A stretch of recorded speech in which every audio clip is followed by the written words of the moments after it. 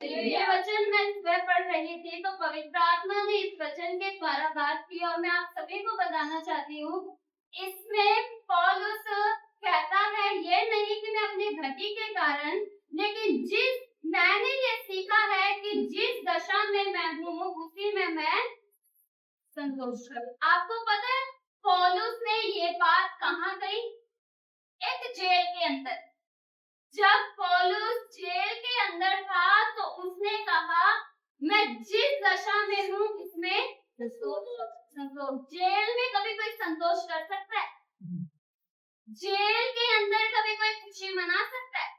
आप फिलिपियों पढ़ के देखना, वो हर जगह कहता है प्रभु में सदा आनंदित रहो, प्रभु में सदा। अरे जेल में पता है क्यों?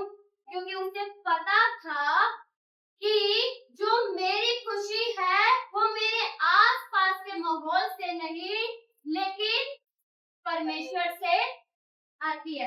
मैं पूछना चाहती हूँ कि आप जिस दशा में हैं क्या खुश हैं? परमेश्वर ने आपको जैसा बनाया है क्या खुश हैं? मैं देखा है लोगों को, उनको अगर कोई थोड़ा सा कह देना तो काली है, वो टेंशन में हो जाते हैं। उनको अगर कोई कह दे तू पतली है, वो टेंशन में हो जाते हैं। कोई कह दे तू मोटी है, टेंशन में। अरे परमेश्वर ने जिस दशा में रखा है आप खुश रहो। आपको पता है आपके जैसा इस दुनिया में दूसरा कोई नहीं है। कैसे? आपका फिंगरप्रिंट, आपको पता है आपका जैसे अंगूठा है ना, लगाते हैं ना निशान, आपके अंगूठा मैच कर किसी से मैच नहीं करेगा। क्यों? क्योंकि परमेश्वर ने आपको सबसे अलग बनाया। इस वचन में लिखा है, पौलुस कहता है ऐसा नहीं कि मैं अपनी घटी के कारण ये कहता हूँ, क्योंकि मैंने ये सीखा है संतुष्ट रहना ये हम जन्म से सीखकर नहीं आते।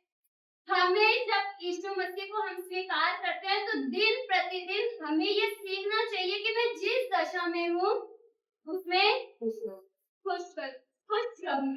अब मुझे ये बताओ कि हम कहीं जा रहे हैं, हमें आरओ का पानी पीने की आदत है और आप अपने रिश्तेदारों के पास जा रहे हैं या आप अपने किसी भी विश्वासी के घर जा रहे हैं, आपको वहाँ आरओ का पानी नहीं मिला तो आप क्या करोगे?